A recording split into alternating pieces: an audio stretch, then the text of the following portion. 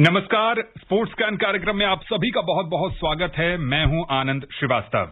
देश और दुनिया की तमाम खेल खबरों की जानकारी के लिए हमारे साथ स्टूडियो में मौजूद हैं जाने माने खेल commentator Kulwinder Singh Kang. Kulwinder, sports scan में आपका बहुत बहुत स्वागत है। धन्यवाद आनंद, आपको और सभी सुनने वालों को नमस्कार। ढेर सारी खेल खबरें हैं, लेकिन सबसे पहले नजर डालते हैं स्पोर्ट्स हेडलाइंस पर। वर्ष का तीसरा grand slam Wimbledon tennis tournament आज से शुरू। श्रीलंका ने तीसरे T20 क्रिकेट मैच में भारतीय महिला टीम को हराया। भारत ने श्रृंखला 2-1 से जीती। भारत और आयरलैंड के बीच दूसरा T20 क्रिकेट मैच कल, और इंग्लैंड ने न्यूजीलैंड को तीसरे टेस्ट मैच में 7 विकेट से दी मात। श्रृंखला में 3-0 से दर्ज की जीत।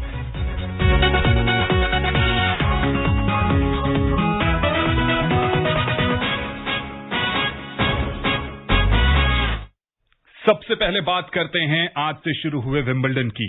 साल का तीसरा ग्रैंड स्लैम विंबलडन आज से ऑल इंग्लैंड क्लब लंदन पर शुरू हो गया है। आइए सुनते हैं सबसे पहले इस ऐतिहासिक टूर्नामेंट पर एक रिपोर्ट।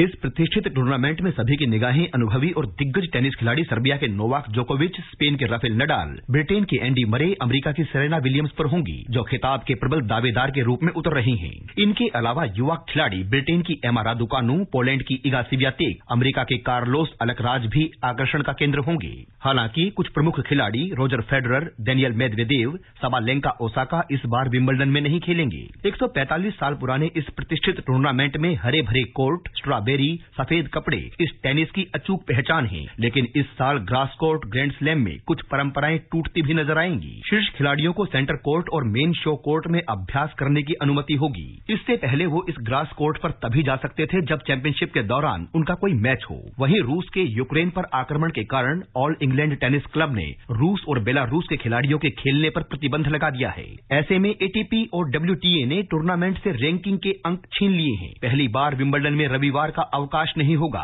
यानी 14 दिनों तक मैच खेले जाएंगे। इससे पहले आमतौर पर विंबलडन के पहले हफ्ते और दूसरे हफ्ते के बीच रविवार को मैच नहीं होते थे। मैच तभी खेले गए तब खराब मौसम के कारण पहले कुछ मैच नहीं हो सके। टूर्नामेंट के 145 साल के इतिहास में केवल 4 मौकों पर मध्य रविवार को मैच हुए थे। विंबलडन का सेंटर कोर्ट अपना 100वां जन्मदिन मनाएगा। चैंपियनशिप के आधिकारिक तौलिए का हर बार अलग डिजाइन होता है। इस बार इस पर सेंटर कोर्ट के 100 साल दिखाए जाएंगे। फैंस कैंप में रुककर टिकट खिड़की खुलने का इंतजार करते थे। उस वक्त लंबी लंबी कतारें नजर आती थी, लेकिन कोरोना वायरस के कारण 2020 में टूर्नामेंट को रद्द कर दिया गया था और 2021 में ऑनलाइन टिकट बिके थे। हालांकि इस बार आयोजकों ने इसे फिर से शुरू किया है। विंबलडन में इस बार पुरस्कार राशि $49.55 मिलियन यानी 3 अरब 87 लाख रुपए रखी गई है। चैंपियन को $2.5 मिलियन यानी 19 करोड़ 56 लाख रुपए की रकम मिलेगी। Virender Kaushik, sports scan. और इस समय जो मुकाबले चल रहे हैं उसमें नॉर्वे के कैस्पर रूड का सामना स्पेन के अल्बर्ट रामोस विनालोस से हो रहा है। और जो ताजा हाल इस मुकाबले का ये है, शुरुआती 2 सेट जो हैं वो कैस्पर रूड जीतने में सफल जरूर हुए हैं, लेकिन दोनों ही सेट वो टाई ब्रेकर में जीतने में सफल हुए हैं। दुनिया के नंबर 1 खिलाड़ी और मौजूदा चैंपियन सर्बिया के नोवाक जोकोविच का सामना विश्व के 75वीं वरीयता प्राप्त खिलाड़ी दक्षिण कोरिया के क्वोन सुन वो से हो रहा है। और हम अपने श्रोताओं को बता दें कि जोकोविच ने पहला सेट 6-3 से जीता, लेकिन पलटवार किया है क्वोन ने और 6-3 से दूसरा सेट जीतकर 1-1 की बराबरी हासिल कर ली है। एंडी मरे जो ब्रिटेन के खिलाड़ी हैं, उनका मुकाबला आज विश्व के 77वीं वरीयता प्राप्त ऑस्ट्रेलियाई खिलाड़ी से होना है। स्पेन के कार्लोस अल्कराज ने अपने अभियान की शुरुआत कर दी है। उनका सामना इस समय जर्मनी के जेन लेनार्ड स्ट्रफ से हो रहा है। रूस और बेलारूस के खिलाड़ी नहीं खेल रहे हैं, जैसा कि वीरेंद्र कौशिक ने रिपोर्ट में बताया है। और एक और बात हम आपको बता दें कि आकाशवाणी का FM रेनबो चैनल कल सुबह 7:30 बजे से प्रतिदिन विंबलडन टेनिस टूर्नामेंट के अपडेट्स प्रसारित करेगा। कुलविंदर, बहुत बड़ा टूर्नामेंट है और ये एकमात्र ऐसा टेनिस टूर्नामेंट है जो घास पर खेला जाता है। हर खेल की शुरुआत घास से हुई, लेकिन समय बदला और आधुनिक होते समाज ने खेल के अलग अलग जो सरफेस हैं उसको बदल दिया, लेकिन घास पर आज भी टेनिस विंबलडन। देखिए, तीनों जो टूर्नामेंट साल के 4 ग्रैंड स्लैम होते हैं, उसमें सबसे ज्यादा महत्वपूर्ण विंबलडन को माना जाता है। और इस बार भी ये लगभग 13 दिन चलेगा, 27 जून से 9 जुलाई तक। और एक परंपरा बना के रखी जाती है। इंग्लैंड की खासियत है, स्पेन का आप देख लीजिए, वो लाल बजरी पे खेला जाता है, अलग अलग सरफेस होते हैं, लेकिन घास को उन्होंने बरकरार रखा है। इस बार बहुत कुछ नया होने को, और इस मैदान पर जैसा रिपोर्ट में बताया, all England lawn tennis club का ये 100वां वर्ष है, तो और अच्छे तरीके से करेंगे। एक और इसमें जो बातें बीच में हटाई गई कि सैटरडे संडे को मैच नहीं होते थे, अब होंगे, वो कोरोना वायरस के डर की वजह से इसको थोड़ा टाइम शॉर्ट किया गया है, और कोई दिक्कत ना आए किसी तरीके, जल्द से जल्द इसको निपटाना चाहते हैं। तो मैं समझता हूं कि अभी शुरुआती जो आपने रुझान बताए जैसे इलेक्शन में होते हैं, तो ये शुरुआती है। नोवाक जोकोविच 8 बार के विजेता हैं, गत चैंपियन है, इस बार उनका पलड़ा भारी है और उनको राफेल नडाल भी टक्कर देंगे। और राफेल नडाल जो उन्होंने ऑस्ट्रेलिया ओपन और फ्रेंच ओपन इस साल जीते हैं, तो मैं समझता हूं कि एक बहुत अच्छा टूर्नामेंट देखने को मिलेगा। एक और जो बड़ी बात इसमें देखने को मिल रही है वो है कि महिला वर्ग में सेरेना विलियम्स वापसी कर रही है। सेरेना विलियम्स 23 बार की विजेता है महिला वर्ग में। अगर देखा जाए 1998 में जब वो पहली बार विंबलडन में खेली थी, तब 3 साल के बाद ईगा स्वातिक पैदा हुई थी, जो इस समय नंबर 1 है और इस टूर्नामेंट में खेल रही। देखिए इसका स्तर देखिए, युवा से युवा खिलाड़ी है और अनुभवी खिलाड़ी भी है। सेरेना विलियम्स पिछले 1 साल से कोई भी सिंगल्स टूर्नामेंट नहीं खेले, तो वो वापसी करी। और अगर रैंकिंग देखा जाए तो 1204वीं रैंकिंग, ये सुनने में अच्छा नहीं लगता सेरेना विलियम्स के लिए, लेकिन काफी नीचे है। और उम्मीद है कि सेरेना विलियम्स इस बार वापसी करेगी। और ईगा स्वातिक जो कि पोलैंड की है, रैंक नंबर 1 है। फ्रेंच ओपन 3 सप्ताह पहले उन्होंने जीता है और दूसरा ग्रैंड स्लैम टाइटल जीतने की कोशिश करेंगे। और वीनम विलियम्स की जो 35 जीत की उसकी बराबरी करने की कोशिश करेंगे। तो मैं समझता हूं ये शुरुआत है, एक अच्छा टूर्नामेंट देखने को मिलेगा और ये बड़ी अच्छी बात है। चाहे क्रिकेट हो, हॉकी हो, FIH चल रहा है, प्रो लीग चल रहा है, ये टेनिस शुरू हुआ, तो 2 साल जो बीच में खराब समय गया, उसको अब इस खेलों की वजह से और दर्शक मैदान पर आ रहे हैं, ये सबसे बड़ी बात है। बहुत अच्छा माहौल है, भगवान इस पर नजर ना लगाए किसी की, और ये माहौल बना रहना चाहिए। और जो हमारे स्पोर्ट्स प्रेमी है, यानी कि खेल प्रेमी है, वो चाहते हैं कि दुनिया भर के सितारों को घर बैठे आराम से टेलीविजन पर देख सकें। 40 साल की सेरेना विलियम्स हैं और जब कोर्ट पर उतरी हैं, एक बच्चे की मां भी हैं और खिताब की प्रबल दावेदार के रूप में उतरी हैं।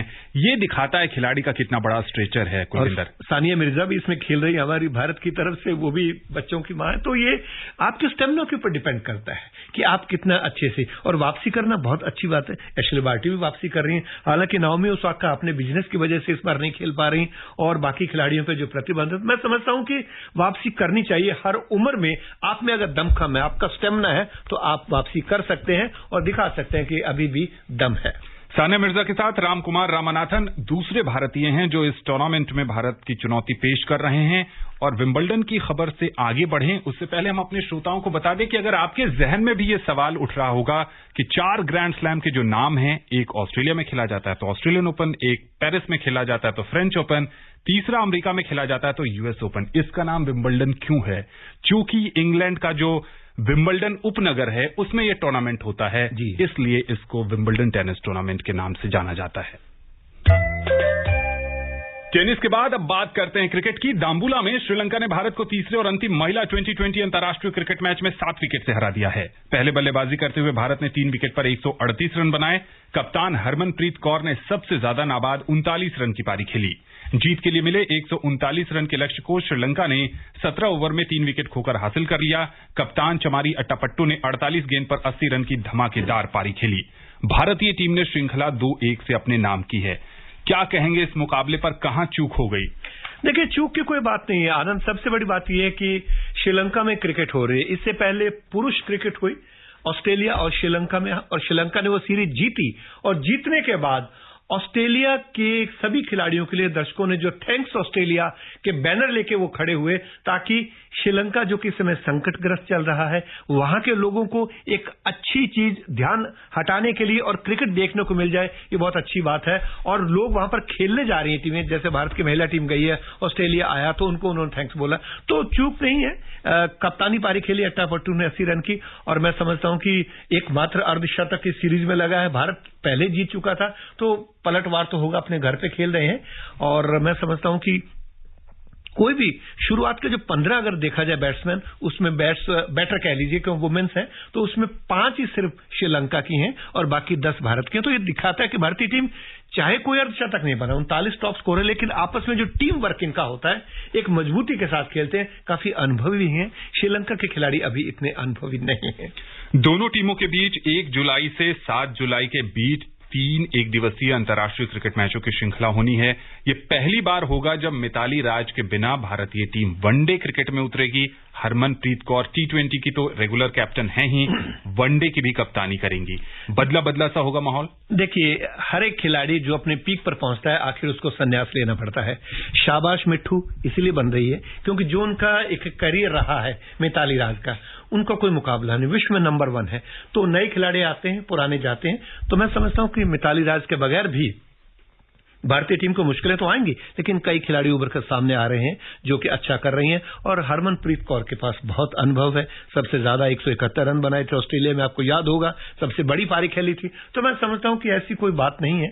एक दौर बदलता है, युग बदलता है, ट्रांसफॉर्मेशन चलता है। जैसे टीमों का, जैसे पाकिस्तान की टीम ट्रांसफॉर्म होकर थोड़ी ठीक हुई, इंग्लैंड को देखिए आप, श्रीलंका की टीम ठीक है, ऑस्ट्रेलिया, साउथ अफ्रीका की पूरी टीम भारत आई थी, भारत की दूसरे दर्जे की टीम खेली थी, फिर भी श्रृंखला 2-2 से बराबरी में हुई। तो मैं समझता हूं कि अच्छी टीम है भारत की और ओडीआई में भारत का वर्चस्व रहेगा।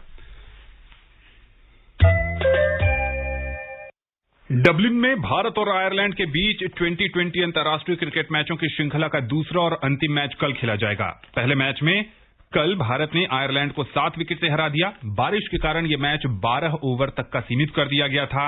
आयरलैंड ने पहले बल्लेबाजी करते हुए 4 विकेट पर 108 रन बनाए।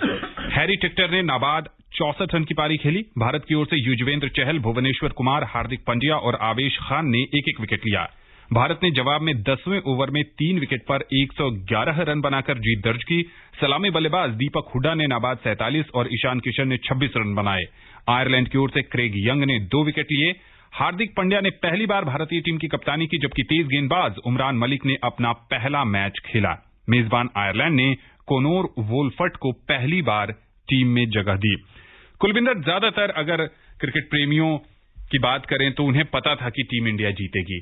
यहां पर जो एक पॉजिटिव चीज सामने आई है, दीपक हुड्डा जिन्होंने बढ़िया बल्लेबाजी की। जब आपके पास ऑप्शंस बहुत ज्यादा हो जाते हैं, ये भी एक कंफ्यूजन वाली स्थिति होती है। देखिए, कंफ्यूजन नहीं, टीम प्रबंधन अच्छी तरह से जानता है कि T20 विश्व कप होना है, उसके लिए खिलाड़ियों को टेस्ट करना है और इससे बढ़िया फॉर्मेट नहीं मिल सकता, देश नहीं मिल सकता। आयरलैंड में जाके कंडीशंस भी वैसी हैं जैसे ऑस्ट्रेलिया की होती हैं, तो टेस्ट किया जाए। और ये देखिए, दीपक हुड्डा ने जिस तरह से 29 गेंदों पर 47 रन बनाए हैं, 6 चौके 2 छक्के लगाए हैं और 64 रन की जो साझेदारी कप्तान के साथ निभाई है। कप्तान के साथ जब आप साझेदारी करते हो तो ऐसा लगता है कि आपका तालमेल है। आई कांटेक्ट बहुत जरूरी है। रन आउट तभी तो होते हैं जब आई कांटेक्ट नहीं होता, आप अपनी मर्जी से भागने लग जाते हो। तो यहां मैं समझता हूं कि भारी था भारत का पलड़ा शुरू से, और शुरुआत में जो विकेट लिए, पहले 2 ओवर में 2 विकेट ले लिए गए, एक भुवनेश्वर के द्वारा लिया गया, एक पंड्या के द्वारा लिया गया। और वातावरण में नमी थी, इतनी ज्यादा बारिश हुई थी, विकेट के ऊपर भी कवर्स रहे थे, उसके बाद नमी उसके अंदर थी। तो गेंदें जो भुवनेश्वर कुमार जो कि स्विंग गेंदबाज हैं, इतना अनुभव है, गेंदें टप्पा खाने के बाद बाहर भी जा रही थी और अंदर भी आ रही थी। खेलना बहुत मुश्किल हो रहा था और वही हुआ। आयरलैंड की तरफ से अगर, जैसा आपने अपनी रिपोर्ट में कहा कि अगर 50 रन बनते हैरी और लॉर्कन टकर के बीच में चौथे विकेट के साझेदारी में, बाद में 30 रन, तो 108 भी नहीं बन पाते। हालांकि 12 ओवर में 108 रन ठीक ठाक है, लेकिन यह है कि भारत का अनुभव ज्यादा था, भारतीय खिलाड़ियों का दबदबा ज्यादा है और वो अपने घर पे जरूर खेल रहे थे। लेकिन भुवी ने और पंड्या ने जिस तरीके से फायदा उठाया, हालांकि लय में नहीं आई, एक ओवर डाला उमरान मलिक ने, 14 रन दिए, उनको दूसरा ओवर नहीं मिला, 2 ही मिलने थे क्योंकि 2 खिलाड़ी 3-3 ओवर कर सकते थे और 3 खिलाड़ी 2-2 ओवर कर सकते थे। तो ये बांट दिए गए बीच में अक्षर पटेल और उमरान मलिक के बीच में। तो समझता हूं कि भारत का भविष्य बहुत उज्जवल है। अब तो गेट खटखटाते नहीं खिलाड़ी, गेट तोड़ के अंदर आना पड़ता है और तोड़ने के लिए हथौड़ा लाना पड़ता है, जिसको बैट बोलते हैं, या गेंद लानी पड़ती है जो बहुत स्ट्रांग होती है। अर्शदीप सिंह और संजू सैमसन बेंच गर्म कर रहे हैं।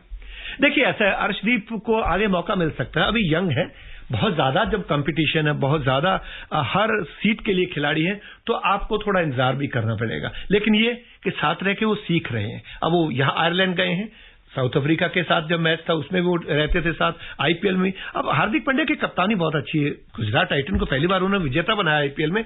तो मैं समझता हूं कि अर्शदीप को आगे मौका मिल सकता है। हाँ, संजू सैमसन थोड़े उम्र दराज हो रहे हैं, उनको मौका दिया जाना चाहिए था। चले तो ठीक, नहीं चले तो भाई साहब बाहर का रास्ता ये रहा। चलिए, देखना होगा कि कल जो दूसरा T20 मुकाबला है, क्या उसमें टीम प्रबंधन इन खिलाड़ियों को मौका देता है या फिर विनिंग कॉम्बिनेशन के साथ ही मैदान पर उतरता है। भारत और इंग्लैंड के बीच 1 जुलाई से होने वाले टेस्ट मैच के लिए रिजर्व खिलाड़ी मयंक अग्रवाल को शामिल किया गया है। लोकेश राहुल के चोटिल होने के बाद टेस्ट मैच के लिए मयंक अग्रवाल को रिजर्व खिलाड़ी के तौर पर टीम में शामिल किया गया था। हालांकि वे टीम के अन्य खिलाड़ियों के साथ इंग्लैंड के लिए रवाना नहीं हुए थे। अब जब रोहित शर्मा कोरोना संक्रमित हो गए हैं, उसके बाद टीम मैनेजमेंट ने उन्हें इंग्लैंड भेजने का फैसला किया है। मयंक आज इंग्लैंड के लिए रवाना भी हो गए हैं। उम्मीद की जा रही है कि मयंक अग्रवाल शुभमन गिल के साथ पारी की शुरुआत कर सकते हैं। रोहित शर्मा अगर ठीक नहीं होते हैं तो क्या आपको लगता है कि मयंक अग्रवाल प्लेइंग 11 में जगह बनाएंगे या फिर कोई और कॉम्बिनेशन देखने को मिलेगा? नहीं, मुझे लगता है कि उनके पास अनुभव है ओपन करने का। कर्नाटका के बल्लेबाज है और वही ठीक रहेंगे, क्योंकि उन्होंने, मुझे याद है जब न्यूजीलैंड और ऑस्ट्रेलिया के खिलाफ भी खेला था, बहुत अच्छी पारियां खेली थी। तो मैं समझता हूं कि मयंक अग्रवाल शुभमन गिल के साथ काफी बार पहले भी पारी ओपन कर चुके हैं, तो इनको मौका मिलना चाहिए। और ये रीशेड्यूल टेस्ट मैच है और अभी इंग्लैंड जो सीरीज जीता है उसका फायदा वो भारत के विरुद्ध उठाएगा ही उठाएगा। मैं समझता हूं कि भारतीय टीम बहुत ही सशक्त है और हो सकता है कि आखिर में अगर रोहित शर्मा का टेस्ट नेगेटिव आता है तो हो सकता है कि उसके ऊपर भी विचार किया जा सके कि वो खेलेंगे और ओपन करेंगे। जो मध्यक्रम की बात करें तो चेतेश्वर पुजारा का खेलना तय लग रहा है या फिर वहां भी एक नया कॉम्बिनेशन ट्राई कर सकती है टीम इंडिया? अभी तक किसी भी खिलाड़ी का तय नहीं है, ये मान के चलिए। इंग्लैंड की कंडीशंस में जिस तरह से चेतेश्वर पुजारा ने दोनों तरफ से बैटिंग की, 2-2 बार की, 3-3 बार की, टेस्ट किया जा रहा है। चेतेश्वर पुजारा थोड़ा सा एक ध्यान एकाग्र होकर नहीं चल पा रहे हैं, इसलिए उनके विकेट जिस तरीके से बोल्ड किया गया उनको। लेकिन काउंटी में उन्होंने इंग्लैंड में दमदार प्रदर्शन किया था और यही वजह रही कि उनको इस टीम में सेलेक्ट किया गया है। नहीं, बिल्कुल ठीक है, उनको अनुभव है वहां का, काउंटी में अच्छा किया, उसका फायदा मिल सकता है। अगर वो रन ज्यादा नहीं बनाते तो दीवार बनकर खड़े रह सकते हैं। ऑस्ट्रेलिया में आपने देखा था, उन्हीं की वजह से भारत वो सीरीज जीता था, इतनी गेंदें उन्होंने अपने उसके ऊपर खाई। तो मैं समझता हूं कि ये चेतेश्वर पुजारा को भी मौका मिल सकता है। ये डिपेंड करता है, अभी भी 4-5 दिन 6 दिन का समय है, क्या कोरोना से कुछ और गड़बड़ ना हो और कोई कंडीशन ना हो, कोई इंजर्ड ना हो, उसके बाद ही टीम सिलेक्शन के बारे में बात की जा सकती है। हम अपने श्रोताओं को बता दें कि मयंक अग्रवाल को क्वारंटीन रहने की जरूरत नहीं होगी और वो सीधे टीम इंडिया के साथ जुड़ेंगे। हेडिंग्ले में इंग्लैंड ने न्यूजीलैंड को तीसरे और अंतिम क्रिकेट टेस्ट मैच में 7 विकेट से हराकर श्रृंखला 3-0 से जीत ली है। जीत के लिए मिले 296 रन के लक्ष्य को मेजबान टीम ने 3 विकेट खोकर हासिल कर लिया। जो रूट ने सबसे ज्यादा नाबाद 86 रन बनाए। इससे पहले न्यूजीलैंड ने अपनी पहली पारी में 329 जबकि इंग्लैंड ने 360 रन बनाए थे। कीवी टीम ने दूसरी पारी में 326 रन का स्कोर बनाया था। कुलविंदर कहते हैं कि व्यक्ति का चेहरा बदलते ही कई बार किस्मत भी बदल जाती है। कप्तान बदला, कोच बदला और इंग्लैंड, जो पिछले कुछ समय से टेस्ट मैचों में बहुत ही निराशाजनक प्रदर्शन था, अचानक से 3-0 से जीत। देखिए, सबसे बड़ी बात यह है कि इंग्लैंड की टीम अचानक से नहीं बदली। 2019 में वर्ल्ड कप जीतने के बाद से ही ये टीम, चाहे T20 हो, ODI हो या टेस्ट मैच हो, धीरे धीरे इंप्रूव कर रही है। और जैसे कहते हैं पुनर्निर्माण के दौर से टीमें गुजरती हैं, उसमें से गुजरी है। और जैसा आपने कोच की बात कही, क्या ब्रेंडन मैकुलम जी, उन्होंने भी आके चेंज किया है। जो नया कोच आता है, नया कप्तान आता है, वो अपने तरीके से खेलता है। फिर इंग्लैंड को अपने घर में खेलने का फायदा मिला है। उसको प्रैक्टिस चाहिए थी, भारत के खिलाफ भी टेस्ट मैच जीतने हैं, सीरीज आ रही है। तो मैं समझता हूं कि बड़े इत्मीनान के साथ, कल रात को मैं टेस्ट मैच देख रहा था, चौथे दिन का, टीम सऊदी ने काफी कोशिश की लेकिन वो बात बन नहीं पा रही थी। बड़े इत्मीनान के साथ डिफेंसिव खेल रहे थे, उनको पता था लक्ष्य ज्यादा बड़ा नहीं है, 296 रन बनाने आराम से उन्होंने बना लिए। जॉनी बेयरस्टो ने इस श्रृंखला में कमाल किया है, बहुत तेज तर्रार पारियां खेली हैं, 162 रन, और जो साझेदारी निभाई 241 रन 7वें विकेट के लिए ओवरटन, वो इस तीसरे टेस्ट मैच की जीत का आधार बने। और न्यूजीलैंड की तरफ से बात करें तो डैरल मिचेल ने कमाल की पारी खेली है। चलते चलते हम अपने श्रोताओं को बता दें कि Delhi capital badminton association DCBA 2 से 4 जुलाई तक शहर के 11 क्षेत्रों में दिल्ली जोनल बैडमिंटन चैंपियनशिप 2022 का आयोजन करेगा। ये चैंपियनशिप सभी श्रेणियों में यानी 13, 15, 17 और 19 साल से कम उम्र के लड़के, लड़कियों और सभी कैटेगरी में मास्टर सहित सीनियर पुरुष और महिला वर्ग के लिए आयोजित की जाएगी। ऑनलाइन आवेदन करने की जो अंतिम तिथि है वो 30 जून निर्धारित की गई है। कुलविंदर, अब समय नहीं है कि इस पर या किसी और खेल खबर पर आपसे चर्चा की जा सके। स्पोर्ट्स कैन में शामिल होने के लिए और विशेषज्ञ राय देने के लिए आपका बहुत बहुत शुक्रिया। धन्यवाद, नमस्कार। स्पोर्ट्स कैन में आज बस इतना ही। कल आपसे होगी फिर मुलाकात, तब तक के लिए पूरी टीम को दीजिए अनुमति। नमस्कार।